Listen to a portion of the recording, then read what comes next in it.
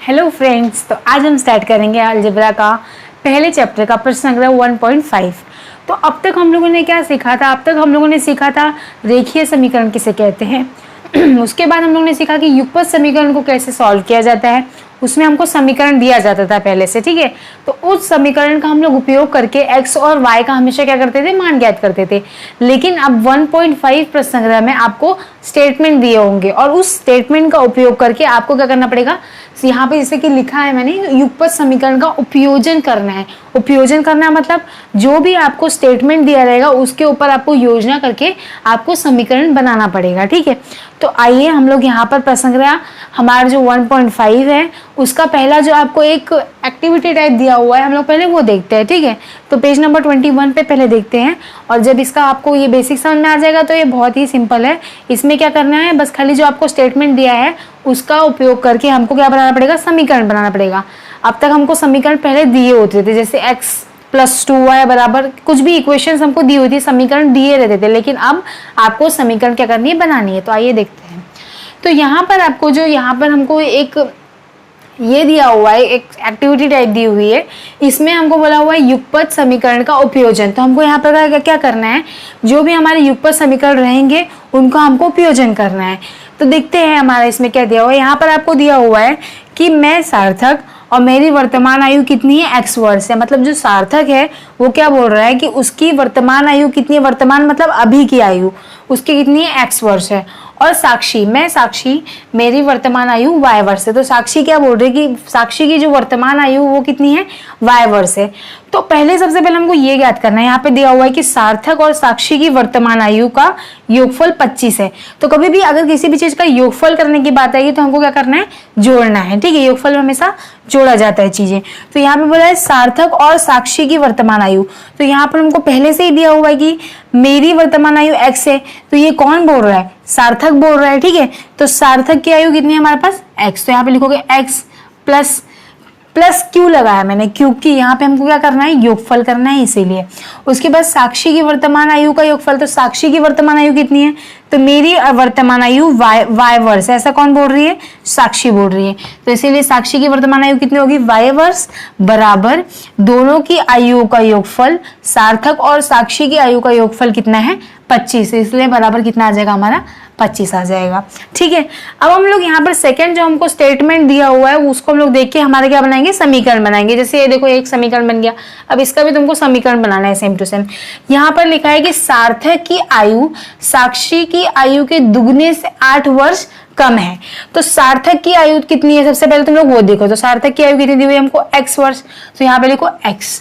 अब उसके बाद दिया हुआ है सार्थक की जो आयु है वो साक्षी की आयु के दुगने से। तो साक्षी की आयु कितनी दी हुई है हमको? y वर्ष, उसका दुगना मतलब कितना हो जाएगा? 2y, है ना? 2y हो जाएगा, क्योंकि साक्षी की आयु तो y वर्ष है, लेकिन जब उसका दुगना करेंगे, उसका जब डबल करेंगे तो 2y हो जाएगा। उसके बाद वो दुगने से कितने वर्ष कम है? 8 वर्ष कम है। अगर 8 वर्ष अधिक होता तो हम लोग क्या करते? +8 करते। लेकिन यहाँ पे क्या दिया हुआ है? 8 वर्ष कम है, इसीलिए हम लोग क्या कर देंगे? यहाँ पे -8 कर देंगे, ठीक है। समझ में आया होगा आप लोग को। अब हम लोग यहाँ पे जो हमारा थर्ड वाला जो स्टेटमेंट है उसको हम लोग देखेंगे। यहाँ पर बोला गया है कि 4 वर्ष पूर्व साक्षी की आयु सार्थक से 3 वर्ष से कम थी। तो 4 वर्ष पूर्व की बात हो रही है, मतलब 4 साल पहले की बात हो रही है। तो जाहिर सी बात है, अगर हम लोग पहले की बात करते हैं तो हम लोग अपने जो हमारी जो अभी की जो हमारी उम्र रहेगी उसमें से पहले की अगर उम्र हमको ज्ञात करनी है तो हम लोग घटाएंगे। और अगर हम लोग आगे की बात करेंगे, हम लोग भविष्य की बात, तो हम लोग क्या करते हैं? हमेशा जोड़ते हैं कि हाँ, मैं 5 साल बाद मैं कितने साल की होगी। अगर मैं अभी 15 साल की हूँ तो 5 साल बाद में 20 साल की हो जाऊंगी। तो हम लोग ऐसा करते हैं, जोड़ते हैं। कब? जब हम लोग भविष्य की बात कर रहे हो। लेकिन यहाँ पे बात किसकी हो रही है? भूतकाल की बात हो रही है कि पूर्व में 4 साल पहले की बात हो रही है। तो इसलिए 4 साल पहले, तो पहले वर्तमान आयु देखते हैं हम लोग, अभी की आयु। तो अभी की आयु सार्थक की कितनी है? तो यहाँ पे हम लोग थोड़ा देखते हैं, ये रफ वर्क है, ठीक है। अभी की सार्थक की आयु कितनी है? तो x - 4। ये किसकी हो गई? सार्थक की हो गई, क्योंकि सार्थक की आयु कितनी है? x वर्ष है, ठीक है। और साक्षी की आयु कितनी है? प्रेजेंटेज मतलब अभी की वर्तमान आयु कितनी है साक्षी की? y। तो यहाँ पे लिखोगे साक्षी की आयु कितनी है? y, क्योंकि साक्षी की आयु y है ना, y -4। -4 क्यों कर रहे हैं? क्योंकि यहाँ पे 4 वर्ष पूर्व की बात हुई है, क्योंकि 4 वर्ष पहले की बात हो रही है। अगर 4 वर्ष बाद की बात होती तो हम लोग प्लस करते, ठीक है। अब यहाँ पे बोला गया है कि 4 वर्ष पूर्व साक्षी की आयु सार्थक से 3 वर्ष से कम है। तो किसकी आयु कम है? साक्षी की आयु सार्थक की आयु से 3 वर्ष से कम है। तो वहां यहाँ पे हम लोग वही लिखेंगे, पहले ये लिख लो आप लोग x -4 और उसके बाद ये बराबर y -4, ठीक है। अब उसके बाद क्या बोला है? 3 वर्ष यहाँ पे 4 वर्ष होने के बाद साक्षी की आयु सार्थक से 3 साल कम है, तो इसीलिए x -4 -3 बराबर y -4। देखो यहाँ पर क्यों? क्योंकि साक्षी की आयु सार्थक की आयु से 3 वर्ष कम है, इसीलिए हम लोगों ने क्या किया? -3 किया। तो आप लोगों को ये कृति अच्छे से समझ में आई होगी। अब हम लोग इसके आगे हमारा एक्सरसाइज स्टार्ट करेंगे। एक्सरसाइज जो आपका प्रश्न संग्रह है उसमें भी सेम अब क्या करना है, आपको स्टेटमेंट्स दिए होंगे, उसका उपयोग करके हमको क्या करना पड़ेगा? समीकरण बनाने होंगे। तो ये बहुत ही ईजी है, आइए देखते हैं। अब हम स्टार्ट करेंगे अपने प्रश्न संग्रह 1.5 का क्वेश्चन नंबर 1। आइए देखते हैं। तो यहाँ पर आप लोगों को दिया गया है कि दो संख्याओं का अंतर 3 है और बड़ी संख्या का 3 गुना और छोटी संख्या के 2 गुना का योगफल जो होगा वो 19 होगा। तो वह संख्या ज्ञात कीजिए।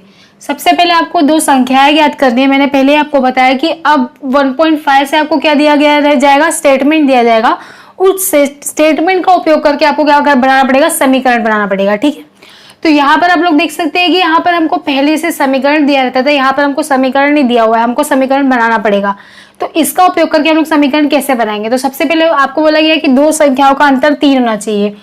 तो हमारे पास कोई संख्या तो है नहीं, तो हमको संख्या का क्या करना पड़ेगा? संख्या मानना पड़ेगा। तो आइए संख्या मानते हैं सबसे पहले।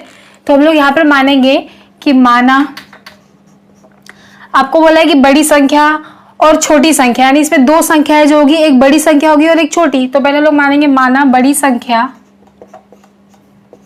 बराबर x। हम लोगों ने बड़ी संख्या को क्या माना? x माना, तथा छोटी संख्या को हम लोग मानेंगे y, तथा छोटी संख्या बराबर y। अब हम लोगों ने दो संख्याएं मान ली कि बड़ी संख्या हमारी क्या है? x है और छोटी संख्या जो है वो हमारी क्या है? y है। अब हम लोग क्वेश्चन को देखेंगे। हमारे प्रश्न में क्या दिया हुआ है कि दो संख्याओं का अंतर क्या होना चाहिए? 3 होना चाहिए। तो कभी भी अगर अंतर की बात हो रही है किसी भी प्रश्न में, तो अंतर मतलब क्या होता है? डिफरेंस होता है। तो अंतर कभी भी आएगा तो हम लोग को क्या लगाना पड़ेगा? माइनस। और अगर किसी भी क्वेश्चन में योगफल की बात होती है तो हमको क्या करना पड़ता है? हमेशा प्लस करना पड़ता है, यानी जोड़ना पड़ता है। तो अभी अंतर की बात हो रही है और दो संख्याओं का अंतर, तो वो दो संख्या कौन सी होगी? जो हम लोगों ने संख्या मानी है वो, पहली संख्या हमारी x और दूसरी संख्या हमारी y। तो इन दोनों संख्याओं का अंतर। तो यहाँ पे हमारी क्या, हमारा यहाँ पे क्वेश्चन शुरू होगा। तो ये हमारा प्रथम क्या है? ये हमारा पहला जो है कंडीशन है और ये दूसरी कंडीशन है। तो हम लोग यहाँ पे लिखेंगे प्रथम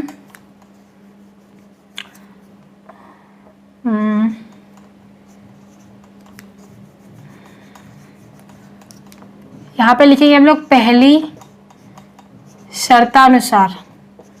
हमको पहली शर्त में क्या दिया हुआ है कि दो संख्याओं का जो अंतर होना चाहिए वो कितना होना चाहिए? 3 होना चाहिए, ठीक है। तो हमारी दो संख्या कौन सी है? x और y। तो हम लोग यहाँ पे लिखेंगे x माइनस y बराबर 3।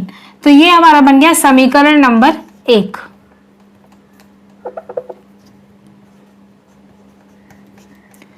ठीक है, पहला हम लोगों ने हमारा शर्त लिखा दो संख्याओं का अंतर 3 होना चाहिए। तो पहली शर्त क्या हो गई हमारी? x माइनस वाई बराबर 3। अब बड़ी संख्या का 3 गुना और छोटी संख्या के 2 गुने। तो बड़ी संख्या कौन सी है हमारी? हम लोग आधा आधा पढ़ेंगे पहले स्टेटमेंट को। पहला क्या दिया हुआ है? बड़ी संख्या का 3 गुना। तो बड़ी संख्या कौन सी है इसमें? हमारी x है। उसका 3 गुना मतलब कितना हो जाएगा? 3 गुना x का, तो 3x हो जाएगा। तो अब हमारी स्टार्ट होती है दूसरी कंडीशन या दूसरी शर्तानुसार। दूसरी शर्तानुसार क्या बोला गया हमको कि बड़ी संख्या का 3 गुना। तो बड़ी संख्या कौन सी है हमारी? x। तो हम लोग यहाँ पे लिख देंगे डायरेक्टली 3x। क्यों? 3 गुना है इसलिए। छोटी संख्या के 2 गुने का योगफल। अभी मैंने तुम लोग को पहले ही बताया कि कभी भी योगफल की बात होती है तो हम लोग क्या करेंगे? प्लस करेंगे, और अंतर की बात होती है तो हम लोग हमेशा क्या करेंगे? माइनस करेंगे। तो योगफल की बात आई तो इसलिए। और क्या बोला गया इसमें? छोटी संख्या के 2 गुने। तो छोटी संख्या कौन सी है हमारी? y। और योगफल है इसलिए हम लोग ने प्लस किया। फिर उसके बाद छोटी संख्या 2 का 2 गुना, छोटी संख्या क्या है y, उसका 2 गुना मतलब 2y बराबर कितना होना चाहिए योगफल 19 होना चाहिए। तो ये हमारी क्या बन गई समीकरण नंबर 2। ठीक है, अब हम लोग क्या करते थे, जैसा हम लोग पहले करते थे वैसे हम लोग इसमें भी करेंगे। समीकरण 1 और समीकरण 2 मिलने के बाद हम लोग क्या करते थे, हमेशा समीकरण को आपस में जोड़ते थे या फिर घटाते थे। लेकिन कभी भी आपको युगपत समीकरण को जोड़ना है और घटाना है तो उसके लिए आपको हमेशा दो चीजों की बात हमेशा, दो बातें हमेशा याद में रखनी पड़ेगी। वो दो बातें क्या, कि पहली चीज यहाँ पे आप लोग एकदम इंपॉर्टेंट करके लिख सकते हो याद रखने के लिए हमेशा। पहली चीज जो होनी चाहिए वो तो क्या होनी चाहिए, पहली चीज जो होनी चाहिए वो पे विपरीत चिन्ह होने चाहिए। कभी भी अगर युगपत समीकरण सॉल्व कर रहे हैं तो। और दूसरी चीज जो होनी चाहिए वो क्या होनी चाहिए, समान संख्या होनी चाहिए। ठीक है, तो ये दोनों अगर तुमको याद है तो तुम लोग आराम से युगपत समीकरण को हम लोग क्या कर सकते हैं, सॉल्व कर सकते हैं। तो पहली चीज अगर हम लोग देखेंगे कि विपरीत चिन्ह, तो कभी भी या तो x x में देख लो या तो y y में देखो। तो विपरीत चिन्ह तुमको किस में दिख रहा है, x में। तो विपरीत मतलब क्या होता है, उल्टा। अगर यहाँ पे माइनस तो यहाँ पे प्लस, यहाँ पे प्लस तो यहाँ पे माइनस। लेकिन यहाँ पे भी प्लस है, यहाँ पे भी प्लस है, तो यहाँ पे विपरीत चिन्ह नहीं है। लेकिन अगर हम लोग y वाले को देखेंगे तो यहाँ पर माइनस है और यहाँ पर प्लस है, तो y में विपरीत चिन्ह मिल गया। लेकिन दूसरी चीज भी हमको देखनी जो कि क्या है, समान संख्या। समान संख्या है कि यहाँ पे नहीं है, यहाँ पे y है बस खाली और यहाँ पे 2y है। तो हमको समान संख्या करने के लिए हमको समीकरण एक में 2 से गुणा करना पड़ेगा। क्यों, क्योंकि यहाँ पे 2y दिया है ना, और अगर यहाँ पे हमको 2y लाना है तो इसके लिए हमको 2 से गुणा करना पड़ेगा। तो इसीलिए हम लोग यहाँ पर लिखेंगे समीकरण 1 में 2 से गुणा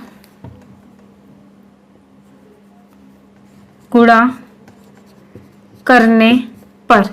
जब समीकरण 1 में हम लोग 2 से गुणा करेंगे तो आइए देखते हैं क्या होगा। यहाँ पर 2x हो जाएगा, 2 गुणा x बराबर 2x, 2 से गुणा किया हम लोगों ने। ठीक है, और यहाँ पे हो जाएगा माइनस का 2y बराबर, जब 3 का गुणा 2 से करोगे तो कितना आएगा, 3 दूनी 6। तो अब हमारे यहाँ पे हमको नई समीकरण मिल गई जिसका नाम तुम लोग लिखोगे समीकरण नंबर 3।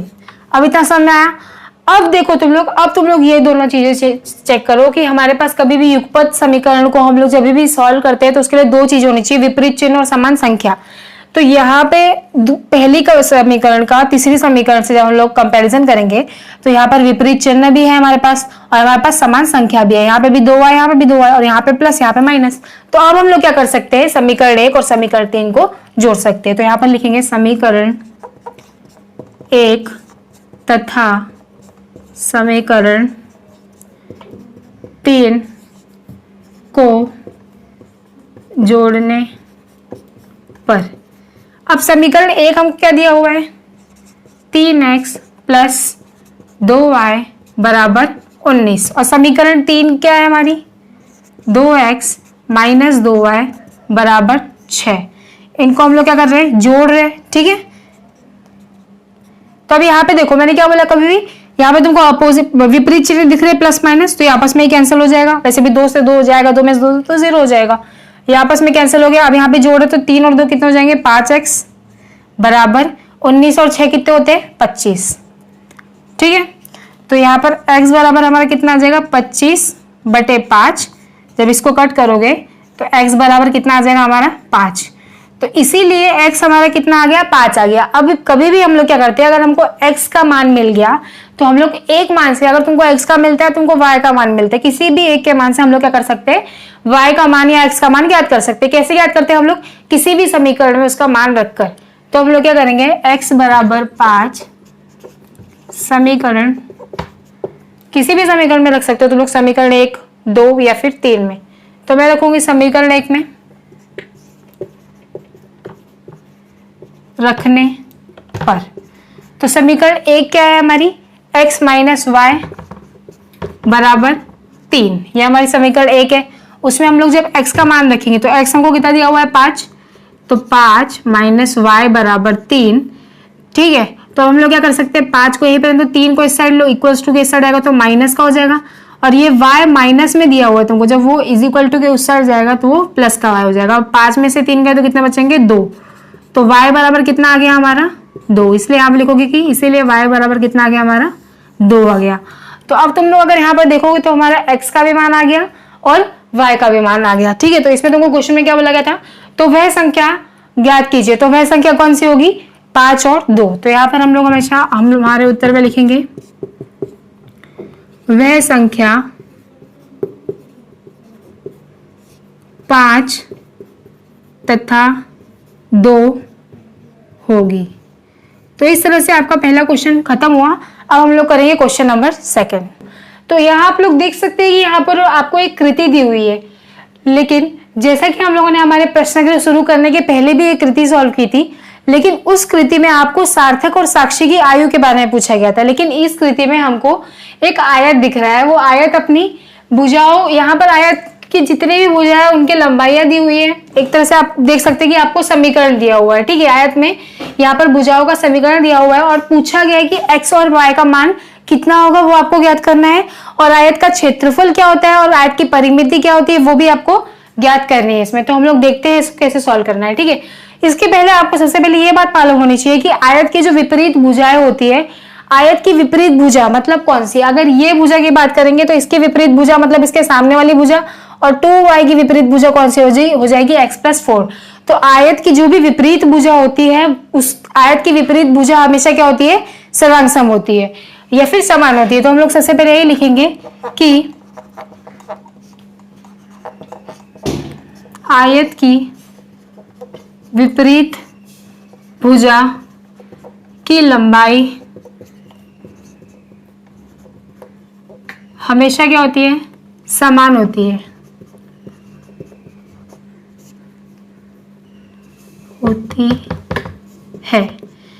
उसके बाद हम लोग यहाँ पर सबसे पहले हमारी जो आयत की जो लंबाई दी हुई है, लंबाई को देखेंगे, फिर चौड़ाई को देखेंगे। ठीक है, तो आयत की जो लंबाई दी हुई है हमको कितनी दी हुई है, एक भुजा की लंबाई है 2x + y + 8 बराबर दूसरी भुजा की लंबाई क्या दी हुई है, 4x - y। तो पहले हम लोग इस समीकरण को सॉल्व करेंगे। कैसे, 2x ये भी x में है तो x वालों को हमेशा एक साथ लिखते हैं हम लोग। तो ये 4x को जब इस साइड लेकर आएंगे इक्वल्स टू के, तो ये माइनस का हो जाएगा। क्यों, यहाँ पे प्लस में है, तो जब इक्वल्स टू के इस साइड कोई भी चीज आती है, अगर वो प्लस में रहती है तो वो माइनस हो जाएगी, और माइनस में रहती है तो वो प्लस में हो जाएगी। ठीक है, उसके बाद यहाँ पर दिया हुआ है प्लस का y, ये माइनस का y जब इस साइड आएगा इक्वल्स टू के, तो ये भी प्लस का y हो जाएगा बराबर, ये 8 को हम लोग जब उस साइड लेके जाएंगे तो ये माइनस का 8 बन जाएगा। अब इसको जब सॉल्व करेंगे हम लोग तो माइनस के 4 में से 2 जाएगा तो क्या बचेगा, माइनस का 2x प्लस y क्या हो जाएगा, 2y बराबर माइनस का 8। अब आप लोग यहाँ पर देख सकते हैं कि यहाँ पर 2 2 और यहाँ पर 8, मतलब कुछ तो कॉमन, अगर हम लोग इसको 2 से भाग दे देंगे तो ये कट के और छोटा समीकरण हमारा बन जाएगा। तो इसको हम लोग, तुमको हमेशा ट्राई करना है कि तुम्हारा जो समीकरण है उसको हमेशा छोटा बनाने का ट्राई करना है। ठीक है, तो इसमें हम लोग क्या कर देंगे, 2 से भाग दे देंगे। तो हमको यहाँ पे लिखो 2 से भाग देने पर, तो जब यहाँ पे 2 से हम लोग भाग देंगे तो यहाँ पे क्या हो जाएगा, माइनस का x प्लस y बराबर, समझ लो 2 से भाग देना तो तुमको आता ही होगा। ठीक है, यहाँ पे 2 से भाग दोगे तो ये कट जाएगा, 2 चौका 8 आ जाएगा, तो माइनस का 4 आ जाएगा। यहाँ पे माइनस का 4। एक काम करो, ये यहाँ पर मत लिखो 2 से भाग देने पर, ये यहाँ पे लिखो। क्यों, क्योंकि भाग देने के बाद हमने भाग यहाँ पे दिया ना और हमारा उत्तर यहाँ पे आया, तो 2 से भाग देने पर। तो अब हमको यहाँ पर समीकरण मिली, तो यहाँ पर तुम लोग ये भी लिख सकते हो कि समीकरण 1। ठीक है, अभी हम लोग ने क्या देखा कि हमारी आयत की लंबाई है, अब हम लोग देखेंगे आयत की चौड़ाई है हमारी। तो आयत की जो चौड़ाई है वो देखेंगे, तो आयत की चौड़ाई क्या दी हुई है, एक तो पहले हमको दी हुई है x + 4 बराबर यहाँ पर 2y। अब इसको भी हम लोग सॉल्व करेंगे तो हमेशा हम लोग क्या करते हैं, पहले x आना चाहिए फिर y आना चाहिए, उसके बाद नंबर जो रहता है वो आना चाहिए ना। तो फिर x, ये 2y प्लस का इस साइड लेंगे तो माइनस का 2y। ठीक है, और ये प्लस का 4 है तो उस साइड जाएगा तो माइनस का 4 हो जाएगा। तो ये भी हमारी क्या बन गई, समीकरण नंबर 2। अब हम लोग हमेशा क्या करते हैं, समीकरण 1 और समीकरण 2 की मदद से हम लोग क्या करते हैं, x और y का मान ज्ञात करते हैं। कैसे, समीकरण 1 या 2 को घटाते हैं या फिर जोड़ते हैं। लेकिन मैंने तुमको हमेशा बताया कि समीकरण 1 या 2 को हमेशा अगर तुमको घटाना है या जोड़ना, तो तुम्हारे पास तुमको हमेशा 2 चीजें याद रखनी है। 2 चीजें कौन सी, या तो तुम्हारे चिन्ह जो होने चाहिए वो विपरीत होने चाहिए, दूसरी बात तुम्हारी जो संख्या है वो सामान्य होनी चाहिए। जैसे कि मैंने यहाँ पे तुमको लिख के दिया है, तो अब हम लोग जब यहाँ पे देखेंगे तो x में तुमको विपरीत चिन्ह दिख रहा होगा, यहाँ पर माइनस है यहाँ पे प्लस है, तो पहली चीज तो फॉलो हो रही है। दूसरी चीज समान संख्या भी होनी चाहिए, अगर वहां पर 1 है तो यहाँ पे भी 1, अगर वहां पे 2 है तो वहां पे भी 2। तो यहाँ पर x में 1 दिया है मतलब कुछ नहीं दिया, मतलब 1 दिया है, और यहाँ पे भी x में 1 दिया है। तो ये क्या कर रहा है, x जो है हमारी दोनों चीजों को फॉलो कर रहा है।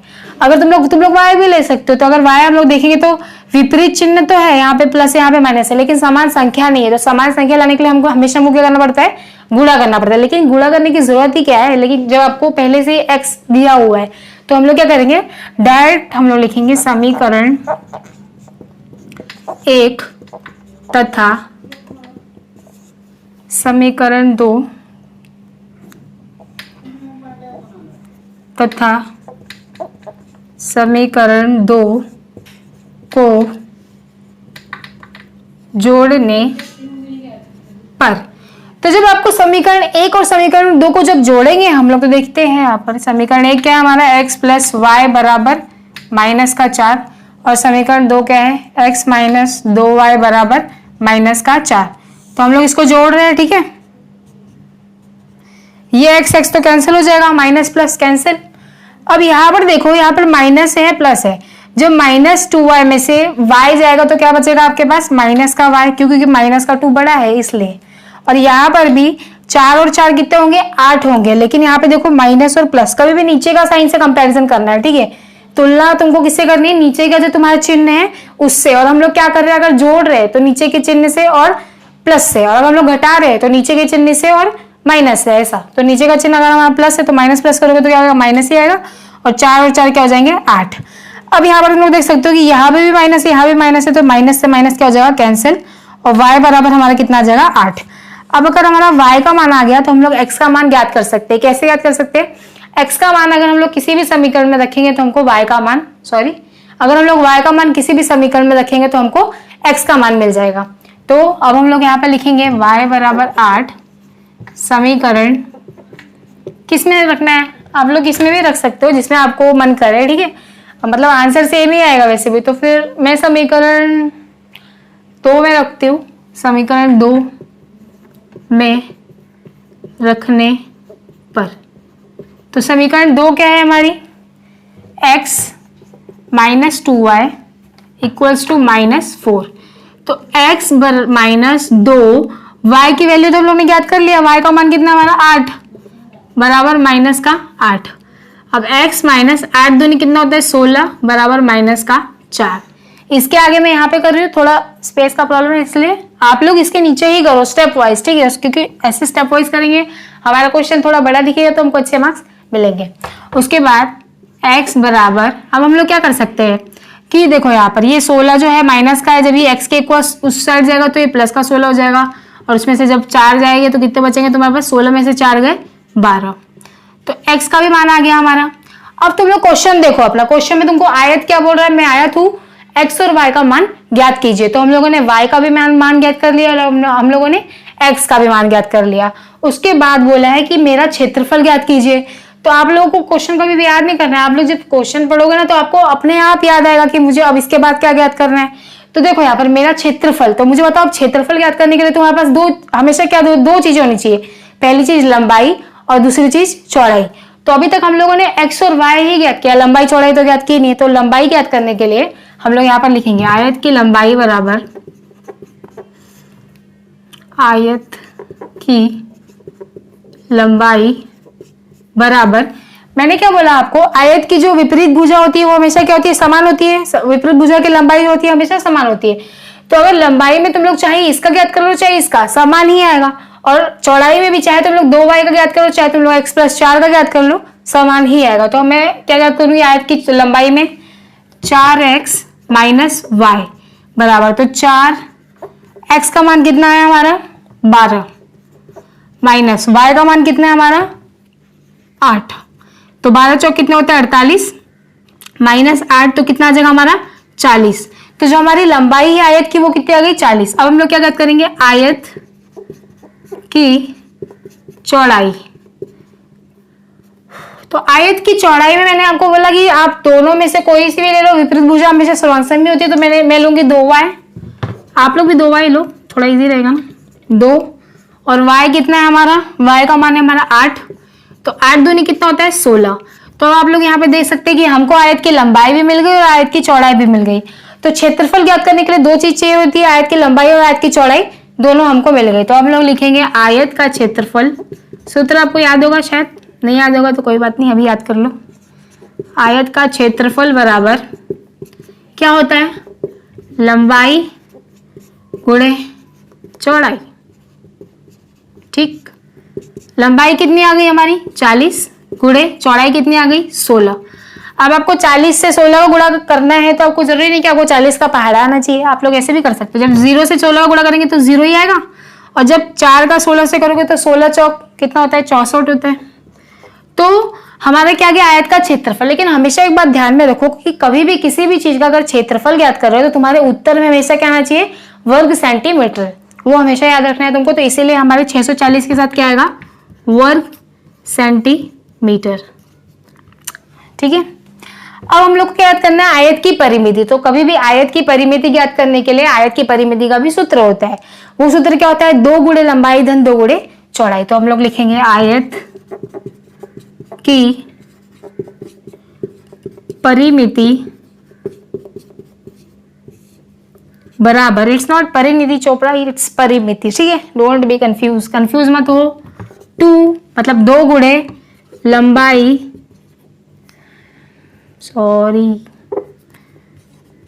लंबाई प्लस चौड़ाई।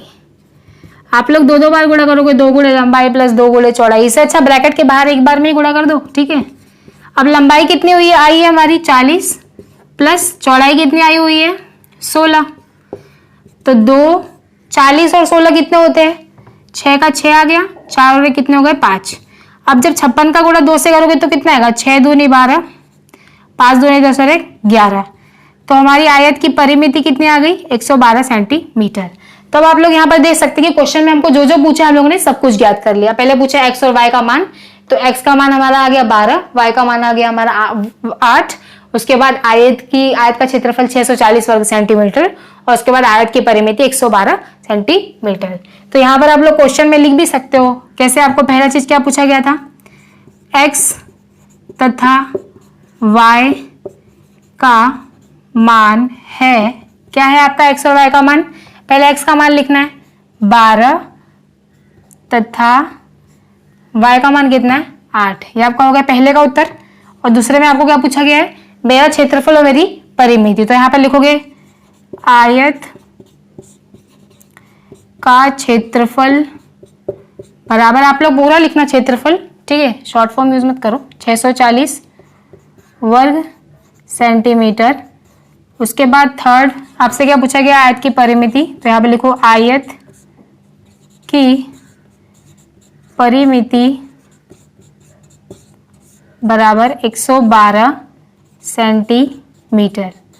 तो इस तरह से हमारा क्वेश्चन नंबर 2 कंप्लीट हुआ। अब हम लोग करेंगे क्वेश्चन नंबर 3। तो यहाँ पर आप लोग देख सकते हैं कि आपको बोला हुआ है कि पिता की आयु में पुत्र की आयु का दुगना जोड़ने पर।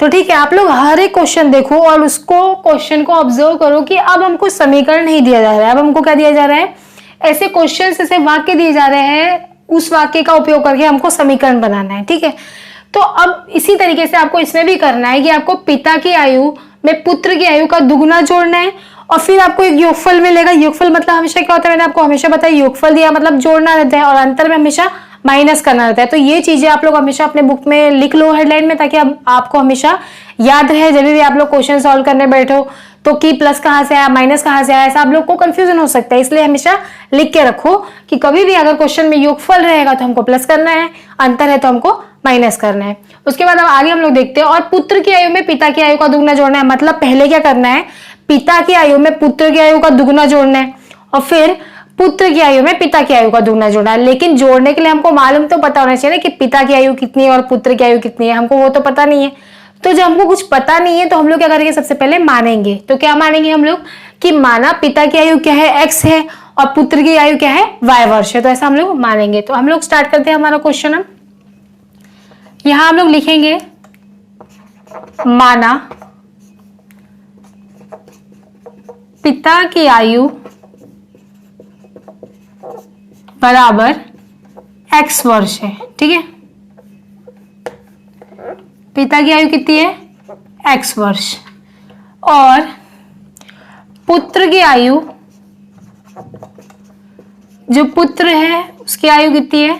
y वर्ष है। अब जब हम लोगों ने ये मान लिया, अब हम लोग हमारा स्टार्ट करेंगे। हमारी जो दी हुई है शर्त, वो शर्त क्या दी हुई है हमको कि पिता की आयु में पुत्र की आयु का दुगुना जोड़ना है। पिता की आयु कितनी है? x, पुत्र की आयु कितनी है? y। तो पुत्र की आयु का दुगुना, दुगुना मतलब डबल। देखो कभी भी तुमको क्वेश्चन में दिया रहता है दुगुना जोड़ो, तिगुना जोड़ो, तो दुगुना मतलब 2y, तिगुना बोला तो 3y, चौगुना बोला तो 4y, ऐसा तुमको जोड़ना रहता है। तो यहाँ पर हमको क्या बोला है? दुगुना बोला है। तो अब हम लोग यहाँ से क्वेश्चन स्टार्ट करेंगे। तुम लोग यहाँ पर लिखोगे प्रथम मत लिखो, तुम लोग यहाँ पे लिखो पहली शर्तानुसार,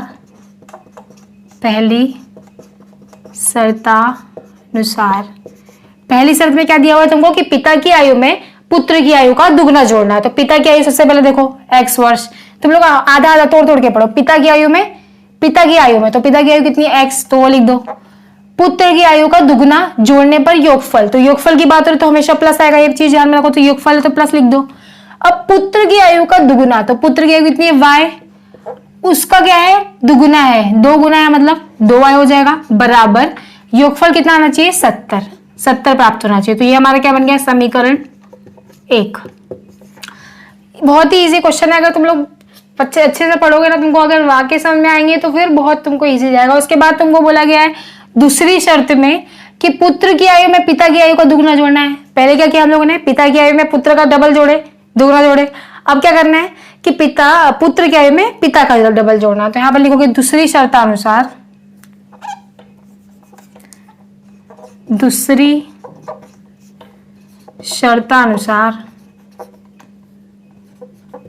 शर्त में क्या बोला गया है कि पुत्र की आयु में पिता की आयु का, तो पिता की आयु कितनी है हमारी? x प्लस पुत्र की आयु में पिता की आयु का, तो पुत्र की आयु तो y है, उसमें पिता की आयु का दुगना, तो मतलब पिता की आयु क्या हो जाएगी यहाँ पे? 2x। पहले पुत्र की आयु 2y हुई, अब पिता की आयु 2x हो जाएगी। क्यों? क्योंकि पहले हम लोग पिता की आयु में हम लोग ने दुगना जोड़ा और हम लोग ने पुत्र की आयु में दुगना जोड़ा, तो उसका भी योगफल ही, दोनों का योगफल करना है हमको। इसका योगफल कितना होना चाहिए? 95। ये हमारी क्या बन गई? समीकरण नंबर 2। अब आपको यहाँ पर देखो 2 समीकरण मिल गए आपको। तो मैंने हमेशा आपको बताया कि कभी भी अगर हमको किसी भी युगपत समीकरण को सॉल्व करना है, हल करना है, तो उसके लिए हमारे पास 2 चीजें हमेशा हमको याद रखनी है। क्या? कि एक तो विपरीत चिन्ह होने चाहिए और दूसरे समान संख्या होनी चाहिए। अब जब आप लोग समीकरण 1 और समीकरण 2 में जब हम लोग कंपेरिजन करेंगे, तो ना तो हमारे पास x में ही समान संख्या है, ना तो हमारे पास y में ही समान संख्या है। यहाँ पर 2 है बट यहाँ पे 2 नहीं।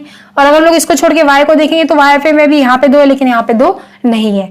तो हम लोग को किसी एक को तो समान करना पड़ेगा। और दूसरी बात, समान संख्या भी नहीं है और विपरीत चिन्ह भी नहीं है। तो तुम लोग क्या कुछ भी कर सकते हो, या तो इस समीकरण में तुम लोग 2 लाओ या तो इस समीकरण में तुम लोग 2 लाओ। तो हम लोग क्या करेंगे? समीकरण 1 में 2 से गुणा करेंगे। तो यहाँ पे तुम लोग लिख सकते हो समीकरण 1 में 2 से गुणा करने पर, तो समीकरण 1 क्या दी हुई है हमारी? x, तो 2 से गुणा करोगे तो कितना हो जाएगी? 2x प्लस 2 का गुणा जब 2 से करोगे तो कितना आएगा? 2 से गुणा किया ना हमने इस समीकरण का, तो 2 दूनी 4y बराबर 70 दूनी कितने होते हैं? 140। 2 का 0, 2 से करो तो 0 आएगा और 7 दूनी 14। तो ये हमारी बन गई समीकरण 3। ठीक है। अब हम लोग देखेंगे कि हमको समान संख्या तो मिल गई, यहाँ पे भी 2 है और यहाँ पे भी 2 है, लेकिन विपरीत चिन्ह नहीं मिले। तो विपरीत चिन्ह हम लोग कैसे ज्ञात कर सकते हैं? पहले हम लोग क्या कर रहे थे, हर क्वेश्चन में हम लोग ने समीकरण 1 और समीकरण को जोड़ा था, लेकिन इस क्वेश्चन में क्या करेंगे? आप समीकरण 1 में से समीकरण 2 और समीकरण 3 को क्या करेंगे? हम लोग घटाएंगे। अगर हम लोग इसको घटाएंगे तो हमारा क्वेश्चन क्या हो जाएगा? आराम से हमको विपरीत चिन्ह भी मिल जाएंगे।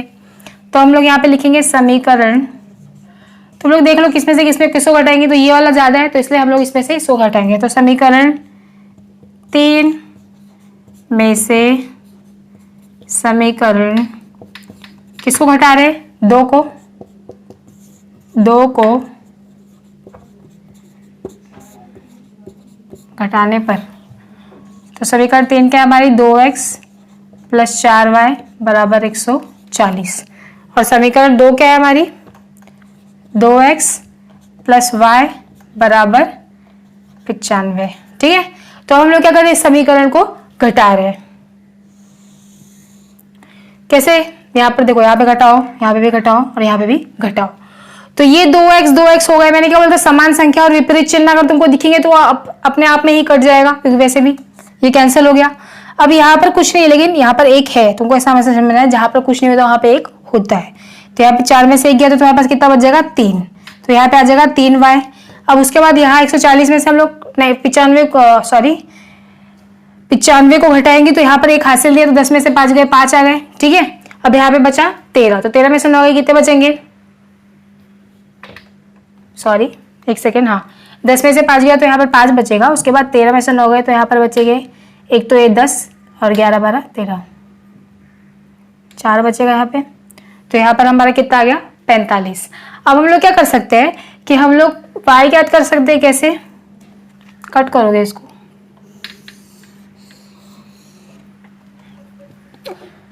तीन y बराबर 45, तो y बराबर 45/3, तो 3 एकम 3 और 3 पचे 15, इसीलिए y बराबर कितना आ गया हमारा, 15 आ गया। अब मैंने हमेशा तुमको बोला गया है कि अगर हमको किसी भी एक का मान मिलता है तो हम लोग क्या कर सकते हैं, समीकरण में उसका अगर मान रखेंगे तो हमको x का भी मान मिल सकता है। y बराबर 15 हम लोग समीकरण 1 में रखेंगे, तो समीकरण 1 में हमारा क्या है, x प्लस 2y बराबर 70, ठीक है। तो x प्लस 2, y का मान कितना है हमारा, 15 बराबर 70। अब क्या करेंगे हम लोग, x प्लस 15 का 2 से गुणा करोगे तो 15 दूनी कितना होता है, 30, 70। अब x बराबर 70, 30 का तुम लोग उस साइड लेके जा सकते हो, तो 70 माइनस 30 करोगे, तो इसीलिए तुम्हारा देखो x जब 70 में से 30 जाएंगे तो तुम्हारे पास कितने बचेंगे, 40, तो यहाँ पर तुम्हारा आ जाएगा 40। तो x की वैल्यू कितनी, x का मान कितना आ गया हमारा 40 और y का कितना आ गया 15। अब तुम लोग हमेशा अपने क्वेश्चन में देखो कि तुमसे पूछा क्या गया है, तो दोनों की वर्तमान आयु ज्ञात करो। वर्तमान आयु मतलब क्या होता है, अभी की आयु, अभी की आयु तुम्हारी क्या है, उस हिसाब से किसी की भी आयु जिसकी पूछी गई होगी क्वेश्चन में वो तुमको ज्ञात करना पड़ेगा। तो यहाँ पे हमको पिता और पुत्र की पूछी गई है, तो यहाँ पर हम लिखेंगे पिता की वर्तमान आयु, पिता की वर्तमान आयु कितनी होगी, 40 वर्ष। क्यों 40 वर्ष की होगी, क्योंकि x जो है हम लोगों ने पिता के लिए माना था और y जो है हम लोगों ने पुत्र के लिए माना था, इसलिए। और पुत्र की आयु कितनी होगी, आपको हमेशा क्वेश्चन खत्म होने के बाद ऐसा आंसर भी आपको ऐसे ही लिखना पड़ेगा जो आपसे पूछा गया हो, तभी आपको अच्छे से नंबर मिलेंगे एग्जाम में। ये नहीं कि बस खाली x और y लिख दो तो आपको अच्छे नंबर मिल जाएंगे, ऐसा नहीं होने वाला है। अच्छे से स्टेटमेंट जैसा आपसे जो पूछा जा रहा है वो आपको लिखना है। y बराबर कितना है, 15, यानी पुत्र की आयु कितनी हो गई हमारी, 15 वर्ष। तो ये तो जाहिर सी बात है ना, जो हमारे पिता है वो हमसे क्या होते हैं, हमसे बड़े ही होते हैं, हमसे छोटे हमारे पिता तो हो गए ही नहीं। तो इस तरह से हम लोगों ने क्वेश्चन नंबर 3 कंप्लीट किया। अब हम लोग देखेंगे क्वेश्चन नंबर 4। तो आइए यहाँ पर देखते हैं कि क्या दिया हुआ है। यहाँ पर आपको दिया हुआ है कि किसी भिन्न का हर, सबसे पहले भिन्न आपको पता होना चाहिए कि भिन्न क्या होता है। भिन्न जैसे कोई भी चीज बटे में दी हुई है, कोई भी चीज अनुपात में दी हुई है, उसे भिन्न कहेंगे। जैसे समझ लो 3/4 दिया हुआ है, 5/3 दिया हुआ है, तो ये सब भिन्न में दिया हुआ है। तो इसमें आपको पता होना चाहिए कि अंश किसी कहते हैं और हर किसी कहते हैं। तो ऊपर वाले को हम लोग अंश कहते हैं और नीचे वाले को हम लोग क्या कहते हैं, हर कहते हैं, ठीक है। ये सब बेसिक चीजें जो आपको पता होनी चाहिए। अब उसके बाद हमको क्या बोला है कि किसी भिन्न का हर उसके अंश के दुगने से 4 अधिक है। कोई भिन्न का जो हर है वो उसके अंश के दुगने से 4 अधिक है। आपको समीकरण बनानी है। तो सबसे पहले तो क्वेश्चन तो ठीक है, लेकिन आपको सबसे पहले मालूम होना चाहिए कि हमारा हर और अंश है क्या, जो कि क्वेश्चन में आपको दिया हुआ नहीं है कि हर के दुगने में। आपको ये बोला कि 6 घटाओ या फिर 4 गुना है, 2 गुना है, लेकिन आपको ये नहीं बताएगा कि हमारे किसी भिन्न का हर इतना है। तो हम लोग क्या करेंगे, मानेंगे। क्या मानेंगे कि माना भिन्न का अंश बराबर x। ऐसा हम लोगों ने क्या किया, माना। यहां से आपका क्वेश्चन शुरू होता है। अंश हम लोगों ने x मान लिया। अब हम लोग क्या मानेंगे, हर, तथा हर बराबर, या फिर आप लोग लिखो तथा भिन्न का हर बराबर y। तो किसी भिन्न का अंश कितना हो गया x और किसी भिन्न का हर कितना हो गया y। अब हम लोग हमारी शर्त स्टार्ट करेंगे जो हमारे क्वेश्चन में है, जो हमको शर्तें दी हुई है। तो यहाँ पर हम लोग लिखेंगे पहली शर्तानुसार क्या दिया हुआ है आपको कि किसी भिन्न का हर उसके अंश के दुगने से 4 अधिक है। तो जो हर है वो अंश के दुगने से 4 अधिक है। तो सबसे पहले तुम लोग को देखना है कि किसी भिन्न का हर, तो किसी भिन्न का हर कितना है y, तो हर लिख दो। उसके बाद उसके अंश के दुगुने से, तो अंश का दुगना मतलब क्या होगा, अंश कितना है x, उसका दुगना मतलब क्या हो जाएगा 2x से 4 अधिक है, तो 4 अधिक मतलब +4। अगर बोला होता किसी भिन्न का हर उसके दुगने से 4 कम है तो हम लोग क्या लिखते हैं -4, लेकिन 4 अधिक बोला इसलिए +4 लिखेंगे। अब उसके बाद हम लोग क्या करेंगे, हमारे समीकरण को जो हमारा जो असल कैसे होता है रियल उसको वैसे लिखेंगे। कैसे होता है, 2x के बाद y आता है, फिर उसके बाद नंबर आता है ना, तो 2x, अब ये y को इस साइड लेंगे तो माइनस में हो जाएगा, ठीक है, और ये +4 है, इसको इस साइड लिखेंगे तो -4 हो जाएगा। तो इस तरह से ये हमारा बनता है समीकरण नंबर 1। अब ये हमारा समीकरण 1 हो गया। अब हम लोग देखेंगे कि क्या बोला है, उसके बाद बोला है कि अंश और हर दोनों में से 6 घटाना है। तो अंश कितना है हमारा, अंश x है और हर कितना है y, तो यहाँ पर तुम लोग लिखोगे अंश तथा हर दोनों में से 6 घटाने पर। तो हमको क्या करना है कि अंश और हर दोनों में से 6 घटाना है। तो अंश कितना है हमारा, आपको लिखना है अंश बराबर x - 6, हर बराबर y - 6, ठीक है। तो ये हम लोग लिखा। अब हमको हमारी दूसरी शर्त क्या दी हुई है कि हर अंश और हर दोनों में से 6 घटाने पर हर जो है वो अंश का 12 गुना होता है। तो हर क्या है हमारा, ये अंश का 12 गुना होता है। तो यहाँ पे लिखेंगे दूसरी शर्तानुसार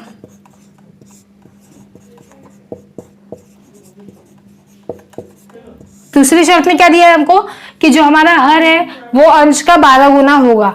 तो हर कितना है हमारा y - 6 बराबर अंश का 12 गुना, 12 गुना है किसका, अंश का, तो x - 6। अब क्या करेंगे हम लोग, y - 6 बराबर 12 का गुणा पहले x से करोगे तो 12x आ जाएगा, माइनस 12 6 कितना होता है, 12 6 96, ठीक है, नहीं सॉरी 6 दूनी 12 का 2, 12 6 72। अब उसके बाद क्या कर सकते हैं हम लोग, हमको 12x है, फिर उसके बाद x के बाद y आना चाहिए, तो हमको इसको सिस्टमैटिक करना पड़ेगा। तो उसके लिए क्या कर सकते हैं हम लोग, 12x, फिर उसके बाद या तो नंबर को एक साइड ले लो, पहले नहीं काम करते हैं, पहले x y को साथ लेते हैं फिर नंबर को लेते हैं, 12x और y को इस साइड लेंगे तो y माइनस में आ जाएगा, और ये यहाँ पे पहले से 72 माइनस में है 72, और ये +6 किसमें आ जाएगा, प्लस के 6 में आ जाएगा।